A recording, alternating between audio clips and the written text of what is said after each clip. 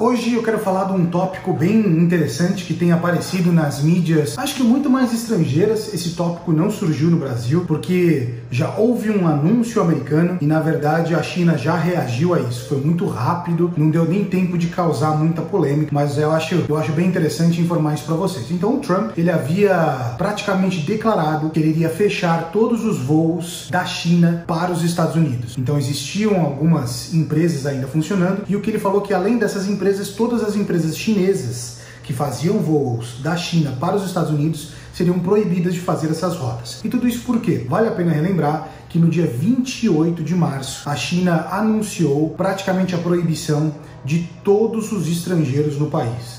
Então não importa se você tinha um visto, na verdade os vistos antigos eram praticamente de 5 anos, né, para brasileiros. Então esse pessoal que tinha o visto, teve o visto praticamente cancelado temporariamente. Se você chegasse na China com esse seu visto, que teoricamente seria válido, você ia ser barrado, né? E eles não deram um prazo determinado para isso acontecer. Então o que aconteceu muito, eu lembro que até, não sei se vocês já assistiram um vídeo para falar mais sobre isso, vou deixar o link aqui no card para você saber um pouco mais sobre esse ban aí para os estrangeiros temporários. Teve até casos de brasileiros que trabalhavam em empresas chinesas que ficaram presos em Hong Kong. Então Hong Kong é difícil explicar dessa maneira, se você nunca ouviu falar disso, mas Hong Kong pertence sim à China, faz parte, né? A China administra esse país Hong Kong, só que ao mesmo tempo ele tem regras diferentes, como se fosse um país diferente. Então ele pertence à China, mas você precisa de passaporte, existem outra moeda, outro sistema político, e quando você chega lá é diferente. O que acontecia? Muitos brasileiros vão primeiro para Hong Kong e depois entram na China. Por quê? Porque é muito mais barato o voo, tem muito mais rotas, e você chega em Hong Kong, a estrutura do aeroporto é muito melhor. E aí, basicamente, a escolha foi de alguns brasileiros irem para Hong Kong, só que naquele momento, lá no começo de março, o que estava acontecendo?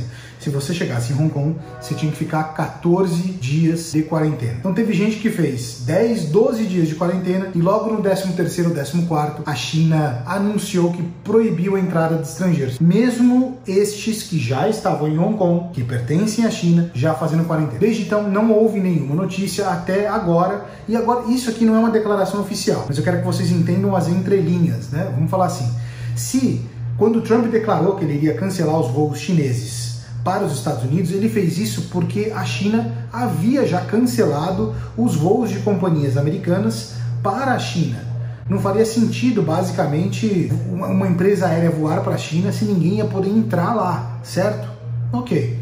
Agora, quando eles declararam que iriam cancelar esses voos das empresas chinesas para os Estados Unidos, a China basicamente já deu um passo para trás e anunciou que ela já vai aceitar pelo menos um voo por semana nas grandes cidades chinesas. Então a gente deve estar falando de Pequim, deve estar falando de Xangai, deve estar falando de Qingdao, talvez no centro que é em Chengdu, e aí também tem Guangzhou e até Shenzhen. Todas essas cidades aqui eu falei de uma maneira especulativa, porque não houve ainda uma confirmação do governo chinês sobre isso. Só que eu acho que até um ponto positivo, porque essa contagem começa a valer já basicamente dessa semana atual aqui, de junho, né? Então a partir dessa semana, esses voos já estariam autorizados. E se a China já está abrindo um pouco essas grandes restrições que eles fizeram para os estrangeiros, pelo menos para os americanos, pode ser que ainda nesse mês a gente já veja outros países podendo viajar para a China. Essa regra da proibição dos estrangeiros deixarem ser um pouco afrouxadas, e muita gente tem perguntado da Canton Fair, né, se ela vai acontecer ou não em outubro, e isso eu já acho que é um indício. E se em junho e julho a China abrir voos para receber pessoas, é provável que lá para outubro tudo já esteja normalizado, né?